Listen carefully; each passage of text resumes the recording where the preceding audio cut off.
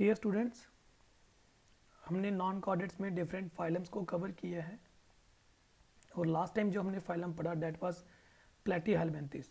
आज जो फाइलम हम पढ़ने जा रहे हैं it is again concern to helminthes, but ये जो हेलमिन्थिस है ये प्लेटीहेलमिन्थिस नहीं है, दे आर एस्कहेलमिन्थिस।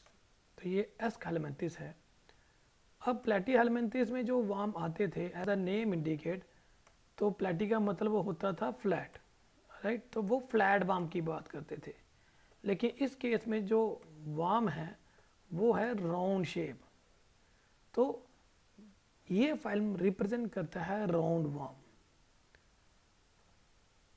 इट मीन्स अभी हम वार्म की ही बात कर रहे हैं, लेकिन ये फ्लैट से थोड़ा सा अलग है। वो फ्लैट थे और ये राउंड है, सो दोनों को अलग कैटेगराइजेशन की गई है। सिर्फ बेस्ड ऑन मॉर्फोलॉजी नहीं है, इनमें कुछ एडवांस कैरेक्टर दिखेंगे जो कि प्लेटीहेलमिन्थिस में नहीं थे। तो चलिए बात करते हैं कि एस्कहेलमिन्थिस के क्या कैरेक्टरिस्टिक फीचर हैं and how this particular phylum is different from the platyhelminthes. सबसे पहले जो टर्म एस्कहेलमिन्थिस है ये कॉइन की गई थी बाय ग्रोवन इन 1910। मोस्टली ये एक्वेटिक है, मतलब पानी में रहेंगे। फ्री लिविंग भी हो सकते हैं और पैरासिटिक भी हो सकते हैं। बच्चे फ्री लिविंग वो वाले होते हैं जो किसी और ऑर्गेनिज्म के ऊपर डिपेंड नहीं करते for its survival. Parasitic mode of life वो वाली होती है जो दूसरे ऑर्गेनिज्म के ऊपर डिपेंड करते हैं for deriving its nutrition, shelter और something else. They are bilaterally symmetrical. तो इनमें जो सिमेट्री होती है वो बायलेटरल सिमेट्री होती है। And unsegmented warm. देखिए प्लेटीहेलमिन्थिस में सेगमेंटेशन थी, लेकिन यहाँ पर सेगमेंटेशन नहीं है, तो they are unsegmented type. Body जो है वो सिलेंड्रिकल है, बर्मी फॉर्म है, यूजली वार्म लाइक होती है और कुछ फ्लैटन भी हो सकते हैं। They are triploblastic.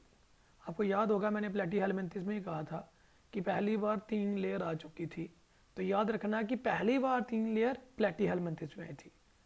अब ये भी मैंने कहा था कि प्लेटीहेलमिन्थिस से ऑनवर्ड जितने भी आप फाइलम पढ़ोगे सबके सब फाइलम में आपको ट्रिप्लोब्लास्टिक कंडीशन दिखेगी, क्योंकि हमारी 3 ही जर्मिनल लेयर होती है, एक्टोडर्म, मेसोडर्म एंड एंडोडर्म। इनमें organ system grade of organisation है, इसका मतलब इनमें मल्टीपल ऑर्गन बने होंगे। Then they are सीडोसिलोमेट। प्लेटीहेलमिन्थिस में हमने बोला था दे आर एसिलोमेट, लेकिन अब ये एसिलोमेट नहीं है। ए का मतलब होता है विदाउट, तो उनमें सिलोम था ही नहीं। इस केस में सिलोम तो है, सिलोम का मतलब होता है कैविटी, ठीक। अब ट्रू कैविटी, ट्रू सिलोम वो वाला होता है जिसकी मेसोडर्म की लाइनिंग हो, लेकिन सीडोसिलोम वो वाला होगा कि कैविटी तो है लेकिन that is not lined by mesoderm, तब वो सीडोसिलोम होगा, राइट। जैसे आप यहाँ पर डायग्राम देख सकते हैं, तो आप यही सेम जो डिफरेंस है ये आपको अगले फाइलम में भी दिखाया जाएगा एनिलिडा में। तो चलिए आपको पहले यहाँ पर बता देता हूँ कि ये 3 फाइलम के बारे में बात की हुई है और उन्हीं को लेके चलते हुए हम बता रहे हैं। सबसे पहले आपके पास प्लेटीहेलमिन्थिस का आया हुआ था कि ये है एसिलोमेट। देन यहाँ पे निमेटहेलमिन्थिस है जिसे आजकल हम एस्कहेलमिन्थिस की कैटेगरी में लेके चलते हैं, तो ये है सीडोसिलोमेट। देन आता है सिलोमेट और ट्रू सिलोम, वो आता है एनिलिडा की कैटेगरी में। ये एक अर्थ फॉर्म को दिया हुआ है और ये इनकी टीएस की सेक्शन है, राइट। आल्दो ये भी टीएस है, लेकिन ये सिलोम को पर्टिकुलर वे से दिखाने की कोशिश की जा रही है। आप देखिए ये एक्टोडर्म है, ये मेसोडर्म है, ये एंडोडर्म है। मेसोडर्म और एंडोडर्म के बीच की जो जगह है वो फिल्ड है, ठीक। तो इसका मतलब यहाँ पर सिलोम कभी था ही नहीं, क्योंकि सिलोम होता है एक कैविटी लाइक स्ट्रक्चर जिसकी बाहर की लाइनिंग भी मेसोडर्म की हो और अंदर की लाइनिंग भी मेसोडर्म। तो सोचो ये रेड कलर की लाइनिंग बाहर वाली मेसोडर्म है, अंदर वाली भी मेसोडर्म है। तो इसके बीच की जो कैविटी है, जिसे मैं अभी ये येलो से ब्राउन कलर से मार्क कर रहा हूँ, तो सोचो ये कैविटी है। तो ये जो कैविटी है ये कैविटी है और इसकी लाइनिंग देखिए बाहर और अंदर मेसोडर्म की होती है। सीडोसिलोम में ऐसा नहीं होता, उसमें कोई मीजोडर्म की लाइनिंग नहीं होती, राइट। तो यहाँ पर वो डिफरेंस आ जाता है। अगर आप यहाँ पे देखिएगा तो बाहर एक्टोडर्म है, अंदर इसके मीजोडर्म की लाइनिंग है, लेकिन अंदर वाली साइड जो दूसरी लाइनिंग है वो एंडोडर्म की है। तो कहने का मतलब ये कि सोचिए ये मीजोडर्म की लाइनिंग है, राइट, और इसके अंदर जो दूसरी लाइनिंग है वो मीजोडर्म की नहीं है, वो एंडोडर्म की है। तो ये एक कैविटी है, राइट, ये एक कैविटी है जैसे मैंने पहले भी दिखाया था। अब इस कैविटी में डिफरेंस क्या आ रहा है कि इसकी जो बाहर की लेयर है वो है मीजोडर्म की, राइट, लेकिन इसकी जो अंदर की लेयर है वो है एंडोडर्म की। तो ऐसा सिलोम जिसकी एक लाइनिंग मीजोडर्म की और दूसरी लाइनिंग एंडोडर्म की है, इन बिटवीन द टू जो सिलोम होगा उसे हम सीडोसिलोम कहेंगे, राइट। तो जरूरी नहीं मीजोडर्म और एंडोडर्म ही हो, कोई और भी लाइनिंग हो अदर देन मीजोडर्म, तो हम बोलेंगे ये सीडोसिलोम है। तो याद रखिएगा सीडोसिलोम वो वाली कंडीशन होती है यहाँ पर ऑल राउंड सराउंडिंग मीजोडर्म की ना हो, तो this is not a true coelom, तो ये सीडोसिलोम है। और सीडो का मतलब ही क्या होता है, अगर आपको याद होगा हमने बड़ी बार इस चीज़ को डिस्कस किया हुआ है, सीडो का मतलब होता है फॉल्स, राइट।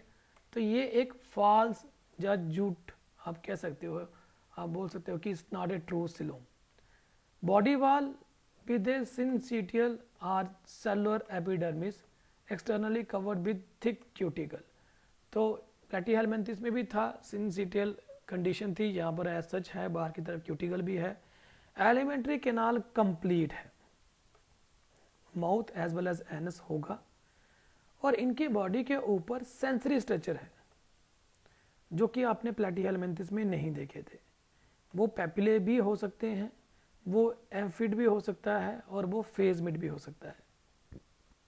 अब ये क्या करते हैं, जो पेपिले हैं they are tactile in function. Tactile मतलब टच, तो ये टच को फील कर सकते हैं। एम्फिड जो होते हैं ये लिप्स के ऊपर प्रेजेंट होते हैं, दे आर कीमोरिसेप्टर, केमिकल को टेस्ट कर सकते हैं ये। और फेजमिड जो होते हैं ये ग्लैंडुलो सेंसरी इन स्ट्रक्चर होते हैं। तो देखिए आपको पहली बार एक सेंसरी स्ट्रक्चर यहाँ पर दिख रहे हैं जो कि प्रोमिनेंट है, जो टच भी कर सकते हैं, टेस्ट भी कर सकते हैं, और ग्लैंड्स को सेंसरी एक्शन भी करवाते हैं। these are sensory structure.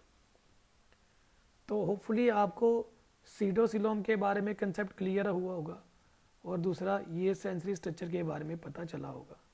In case अगर फिर भी सीडोसिलोम में आपको गड़बड़ लगी हो तो मैं आपको थोड़ा सा फिर से बता देता हूँ।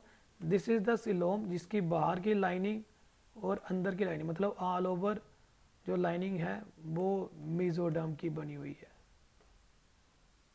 राइट। और ये बीच की जो स्पेस है उसे मैं ग्रीन से दिखा देता हूँ, ये तो ये एक सिलोम है। ऐसे सिलोम को हम लोग ट्रू सिलोम कहते हैं, राइट, क्योंकि देखिए इस कैविटी के बाहर और अंदर मीजोडर्म की लाइनिंग है। फिर आता है आपका दूसरा हिस्सा, तो यहाँ पर देखिए बाहर की लाइनिंग मीजोडर्म की है, लेकिन अनफॉर्चुनेटली जो अंदर की लाइनिंग है वो एंडोडर्म की है। तो ऐसी कंडीशन में जो सिलोम बन रहा है तो उसके बाहर की साइड नो डाउट आपको मीजोडर्म दिख रहा है, लेकिन उसके अंदर वाली साइड जो आपको लेयर दिख रही है वो मीजोडर्म की नहीं है। तो ऐसी कंडीशन को हम लोग सीडोसिलोम कहेंगे, राइट। और तीसरी कंडीशन आ जाती है एसिलोमेट। तो एसिलोमेट वो वाली कंडीशन हो जाती है यहाँ पर बाहर की तरफ बेशक मीजोडर्म है, ठीक, तो ये जो मीजोडर्म है ये बाहर की तरफ टाइटली पैक्ड है, और अंदर की तरफ अगर आप बोलोगे तो अंदर की तरफ क्या होगा कि कोई कैविटी आपको दिखेगी नहीं। तो ऐसी कंडीशन को हम लोग ऐसी कंडीशन को हम लोग एसिलोमेट कहते हैं, राइट। तो एसिलोम बेसिकली क्या होता है, ये कैविटी जो है वो पेरेंकाइमेटस सेल से भर गई होती है, तो आपको यहाँ पर सिलोम कभी दिखेगा ही नहीं। तो होपफुली आपको अभी तक सीडोसिलोम, ट्रू सिलोम और आपको एसिलोम की कंडीशन क्लियर हो चुकी होगी। Then respiratory and circulatory system इनमें एब्सेंट होता है, ठीक। तो इनमें ना तो रेस्पिरेटरी स्ट्रक्चर है और ना ही इनमें कोई सर्कुलेटरी सिस्टम है। बात आती है एक्सक्रीटरी सिस्टम, तो इनमें एक एक्सक्रीटरी सिस्टम स्पेशल सेल से होता है जिसे ग्लैंड सेल कहते हैं और केनाल्स कहते हैं, और बोथ केनाल और ग्लैंड सेल। तो देखिए ये इसका स्ट्रक्चर जो कि एच शेप होता है। Then it consist of circumferential ring that give rise to the, ये है इसका नर्वस सिस्टम, जो मैं यहाँ पर लिखना छोड़ चुका हूँ, ये है नर्वस सिस्टम। तो nervous system in the form of circumferential ring होगा that give rise to nerve forward as well as backward. Sexes are separating, that is ये डाइएशियस होंगे। तो मोनो डाई का मतलब होता है 2, ठीक है। तो मेल एक में और फीमेल दूसरे में। आपको याद होगा कि मोनो एशियस में मैंने बोला था मेल और फीमेल एक ही में होता है, डाई एशियस में मेल और फीमेल अलग होते हैं। लाइफ साइकिल सिंपल भी हो सकती है इनकी, या फिर लाइफ साइकिल जो इनकी कॉम्प्लिकेट भी हो सकती है with no special larva stage. कोई स्पेशल लार्वा स्टेज इनमें आपको नहीं दिखेगी। तो अभी तक हमने जो इसके बारे में पढ़ा एस्केलेमेंथिस के में, वो फटाफट इसको हम रिवाइज करने की कोशिश करते हैं। सबसे पहले ग्रोवर ने इसकी टर्म कॉइन की थी और उन्होंने बोला था कि ये एस्केलेमेंथिस है, मतलब ये राउंड वार्म है। एक्वेटिक हो सकते हैं, फ्री लिविंग भी हो सकते हैं, पैरासिटिक भी हो सकते हैं। बॉडी अनसेगमेंटेड होती है, प्लेटीहेलमिंथिस मोस्टली सेगमेंटेड होते हैं। बाइलेटरल सिमेट्री है, बर्मी फॉर्म है, ठीक। ट्रिप्लोब्लास्टिक इनकी बॉडी है और आर्गन ग्रेट इनकी ऑर्गेनाइजेशन होती है। दे आर ये सीडोमेट होते हैं। फिर एलिमेंट्री केनाल इनकी कंप्लीट होती है। डिफरेंट सेंसरी स्ट्रक्चर इनमें प्रेजेंट होते हैं जो कि अलग अलग तरीके के फंक्शन को परफॉर्म करते हैं। रेस्पिरेटरी और सर्कुलेटरी सिस्टम इनमें एब्सेंट होते हैं। एक्सक्रीशन जो होती है वो ग्लैंड सेल और केनाल जो कि एच शेप होता है, ये जो यहाँ पर स्ट्रक्चर लगाया हुआ है, तो इससे होती है। नर्वस सिस्टम सर्कमफ्रेंशियल रिंग बनी होती है जिसमें से नर्व निकल रही होती है। सेक्सेस सेपरेटेड होते हैं, दैट इज डाइएशियस। लाइफ साइकिल इनकी सिंपल भी होगी या कॉम्प्लिकेट भी होगी, यूजली कोई स्पेशल टाइप का लार्वा इनमें नहीं फाउंड होता। तो डेट वाज ऑल अबाउट एस्केलेमेंथिस। ये एक छोटा सा टॉपिक था लेकिन बेहद इंपॉर्टेंट टॉपिक है। और अगर आप प्लेटीहेलमिंथिस से इसे कंपेयर करोगे तो यू विल नोटिस कि प्लेटीहेलमिंथिस से कैसे ये अलग है। देखिए प्लेटीहेलमिंथिस में अगर आप ध्यान से देखोगे तो वहाँ पे जो स्ट्रक्चर क्रिएट होना शुरू हुआ था अब ये उससे आगे बढ़ चुके हैं। प्लेटीहेलमिंथिस में कंप्लीट जो डाइजेस्टिव सिस्टम नहीं था, कईयों में था ही नहीं पैरासिटिक में, और कईयों में अगर था तो वो इनकम्प्लीट था, इनमें कंप्लीट है, राइट। ये बात सबसे ज़रूरी है।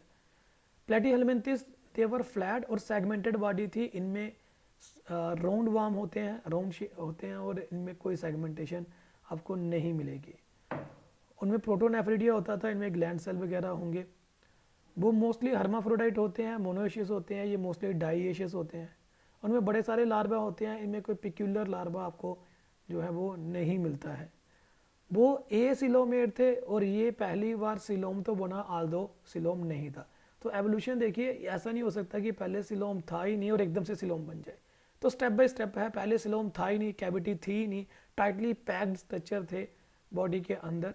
लेकिन आज के टाइम पे क्या हो चुका है, एस्केलेमेंथिस के आते आते इनमें एक कैविटी बनना शुरू होगी और कैविटी इज एसेंशियल, ठीक है। ऑर्गन की पर्टिकुलर जो है वो प्लेसमेंट होती है, टाइटली पैक्ड नहीं होते। तो that was all about aschelminthes. Next topic जो हम डिस्कस करेंगे वो करेंगे इससे एक कदम आगे, that is phylum Annelida. Till then thank you बच्चे, और इसे ध्यान से पढ़िएगा।